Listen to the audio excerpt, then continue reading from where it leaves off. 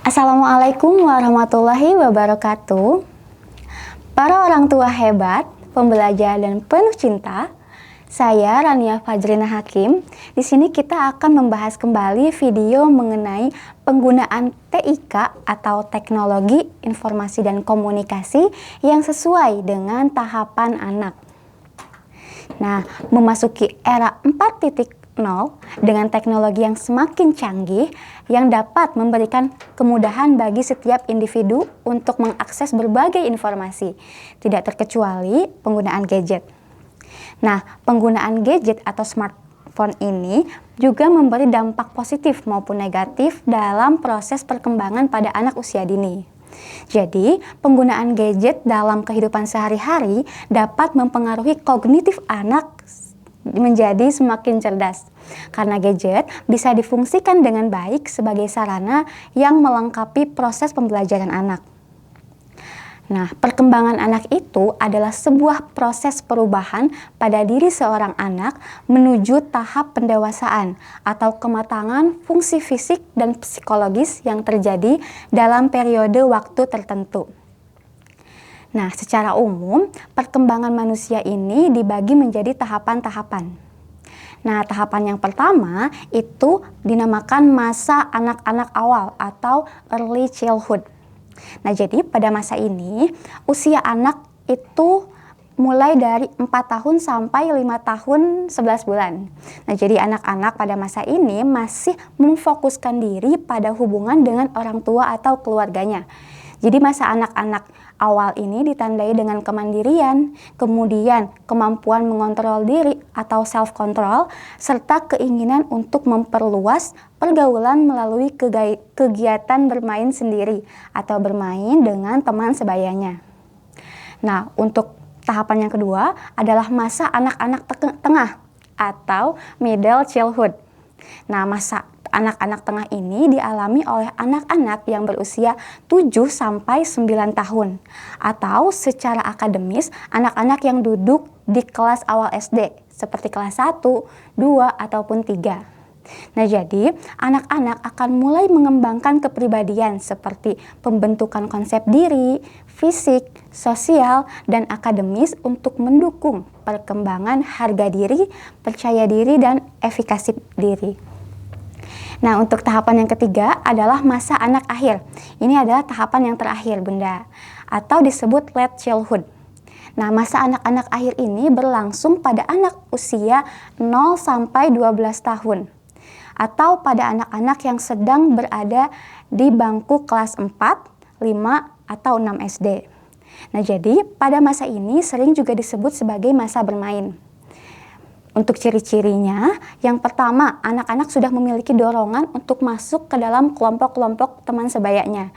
Dengan kata lain, pada usia anak-anak ini sudah mulai membentuk geng di sekolahnya atau di lingkungan bermainnya. Karena anak-anak akan cenderung merasa lebih nyaman berada dalam lingkungan sebayanya. Nah, menurut Piaget, pada masa ini cara berpikir anak itu disebut tahap konkret. Nah, pada tahapan-tahapan anak itu terdapat aliran-aliran yang dijadikan sebagai pedoman para ahli mengenai faktor yang mempengaruhi perkembangannya.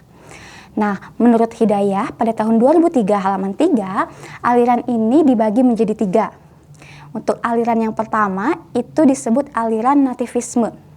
Nah, jadi para ahli yang mengikuti aliran nativisme berpendapat bahwa perkembangan individu itu semata-mata ditentukan hanya oleh faktor-faktor yang dibawa sejak lahir atau keturunan biologis. Nah, jadi pada aliran ini terdapat keistimewaan pada orang tua yang akan secara otomatis diwariskan kepada anaknya. Untuk aliran yang kedua yaitu aliran empirisme. Jadi aliran ini mengatakan bahwa perkembangan manusia atau perkembangan anak sepenuhnya dipengaruhi oleh lingkungan atau pendidikan yang diperoleh anak-anak pada saat kecil maupun beranjak dewasa. Jadi, anak-anak akan berkembang dengan maksimal apabila lingkungannya disediakan dengan kondisi-kondisi yang memang merangsang perkembangannya. Nah, untuk aliran yang ketiga yaitu aliran konvergensi. Nah, pada aliran ini berpendapat bahwa perkembangan suatu individu itu dipengaruhi oleh faktor bawaan dan lingkungan. Jadi digabung dua-duanya. Nah, faktor bawaan tidak akan ada artinya bila tidak didukung adanya pengalaman, kesempatan, dan usaha belajar. Sebaliknya, lingkungan juga tidak akan berpengaruh bila individu tidak membawa kecenderungan yang potensial untuk dikembangkan.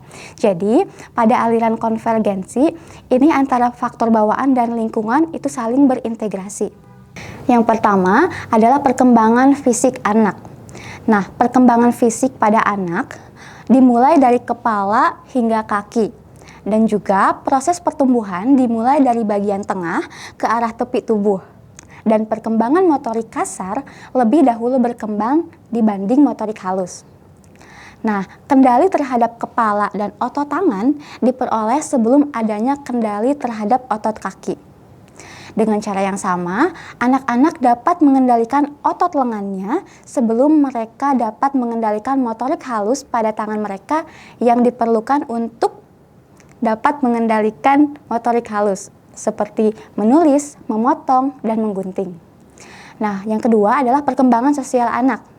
Nah, jadi peran orang tua adalah menyediakan banyak peluang bagi anak-anak untuk membangun kepercayaan diri anak-anak di lingkungan sosial. Jadi, anak-anak akan mengenali kebutuhan dan perasaannya sendiri ketika mereka berada di lingkungan sosial. Yang ketiga adalah perkembangan emosi anak. Nah, anak prasekolah cenderung mengekspresikan emosinya dengan bebas dan terbuka. Sikap marah sering diperlihatkan oleh anak-anak pada usia tersebut. Iri hati pada anak taman kanak-kanak ini sering terjadi. Mereka sering memperebutkan perhatian dari seorang guru. Nah, emosi yang tinggi juga pada umumnya itu lebih disebabkan karena masalah psikologis dibanding dengan masalah fisiologis. Yang keempat adalah perkembangan kognitif pada anak. Nah, jadi kemampuan kognitif ini dibagi menjadi 4 tahap. Yang pertama ada tahap sensori motor, yaitu usia 0 sampai 24 bulan. Kemudian ada tahap praoperasional, kisaran 24 bulan sampai 7 tahun. Yang ketiga adalah tahap operasional konkret, yaitu 7 tahun sampai 11 tahun. Dan yang terakhir adalah tahap praoperasional.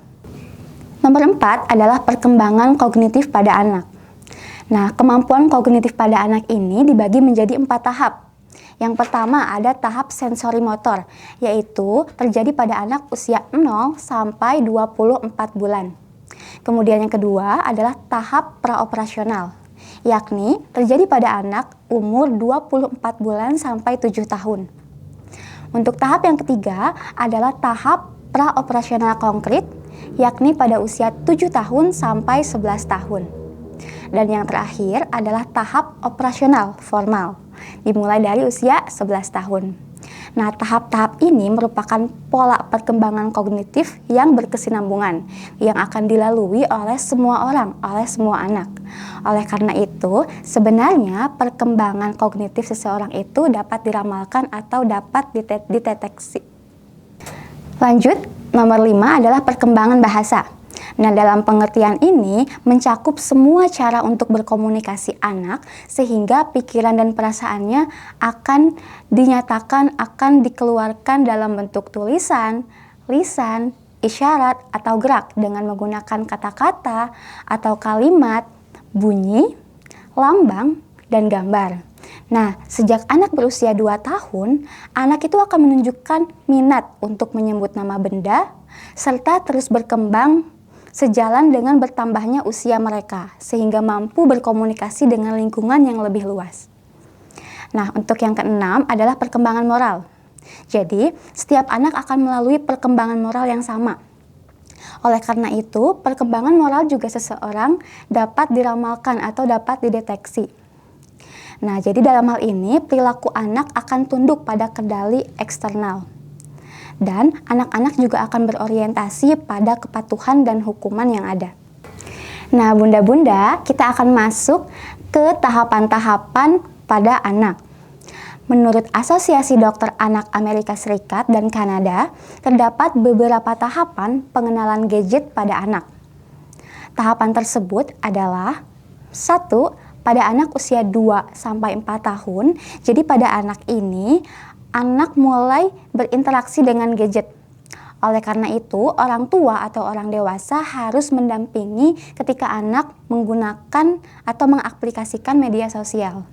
Nah, hal tersebut dilakukan guna mendapatkan pengalaman yang menyenangkan sekaligus memperkuat ikatan emosional antara anak dengan orang tua. Yang kedua adalah anak ketika berusia 4 sampai 7 tahun. Pada anak usia ini, anak-anak akan mulai tertarik untuk melakukan eksplorasi sendiri. Oleh karena itu, kita sebagai orang tua harus mulai memberikan batasan-batasan mengenai situs atau konten yang boleh dikunjungi oleh anak-anak. Nah, yang ketiga adalah anak yang berusia 7 sampai 10 tahun. Pada usia ini, anak-anak akan mulai mencari informasi dan kehidupan sosial di luar keluarga mereka. Jadi pada masa ini, tekanan pertemanan dan kelompok bermain akan memberikan dampak yang signifikan pada anak-anak. Jadi, anak-anak memang harus didorong untuk melakukan eksplorasi sendiri. Namun, perlu diingat, partisipasi atau keterlibatan orang tua tetap dibutuhkan dan tetap penting. Nah, yang keempat, Bunda, adalah anak berusia 10 sampai 12 tahun. Nah, jadi ini tuh disebut usia pra-remaja. Banyak anak-anak pada usia ini membutuhkan kebebasan dan pengalaman. Jadi, anak-anak sudah mulai mengasah kemampuan dan nalar berpikir mereka, sehingga mereka mulai membentuk nilai dan norma sendiri. Nah, sehingga disarankan mereka memiliki teman mereka yang bernilai positif dan berada di lingkungan yang baik. Yang kelima adalah anak yang berusia 12 sampai 14 tahun. Nah, periode usia ini, anak akan mulai aktif menjalankan kehidupan sosialnya. Anak juga sudah intens menggunakan online chatting, sehingga orang tua harus waspada nih terhadap apa yang dilakukannya oleh anak-anak. Jadi anak-anak bisa diawasi oleh orang tua. Misalnya anak-anak mengakses aplikasi apa, orang tua juga bisa bertanya kepada anaknya. Nah, yang keenam adalah anak yang berusia 14 sampai 17 tahun. Nah, pada masa ini adalah masa yang menarik dan menantang dalam kehidupan seorang anak dan orang tua juga. Hal ini karena seorang remaja akan mulai matang secara fisik, emosi, dan juga intelektual. Nah, jangan lupa, meskipun anak sudah beranjak menuju remaja, tetap kita sebagai orang tua harus mengawasi anak-anaknya. Namun dengan cara-cara yang tepat juga. Karena jika orang tua mengekang anak-anaknya, maka psikologisnya akan tidak nyaman dan cenderung akan menentang perintah atau aturan yang telah orang tua buat. Nah, kita tidak bisa melatih anak-anak, tidak bisa melatih sebuah kepompong untuk cepat-cepat menjadi kupu-kupu.